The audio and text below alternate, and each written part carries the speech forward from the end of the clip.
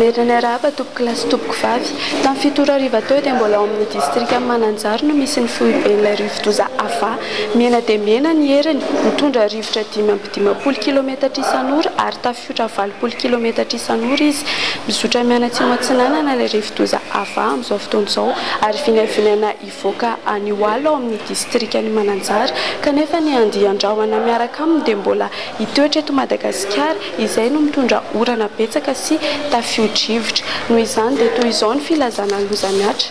Filazana miloko mena ho an'ny Marolamo, Manoro ary Vatovafito Vinangy. Filazana miloko mavo kosa ho an'ny Fandriana, Ambositra, Manandriana, Ambohimasoa, Isandra, Oibato, Lalangina, Fianarantsoavilona, Ambalavao, faritra Atsimo Atsinanana, Ivohibe ary Iakora. Filazana miloko maitso ho an'ny Anosy sy Androy ary filazana miloko manga kosa ho an'ny Antalahy, Mandritsara, Andilamena, Amparafaravolo, Ambatondrazaka, Tsaratanàna, Anjozorobe, Analanjorofo, Toamasina Voaloso Faroa, Brikaville, Vatomandry, Antanambao Manapotsy, Moramanga, Anosy Beanala, Manjakandriana, Antananarivo Avaradrano, Antananarivo Atsimon-drano, Antananarivo Renivohitra, Ambohidratrimo, Andramasina, Arivonimamo, Ambatolampy, Antanifotsy ary Atsirabe Voaloso Faroa.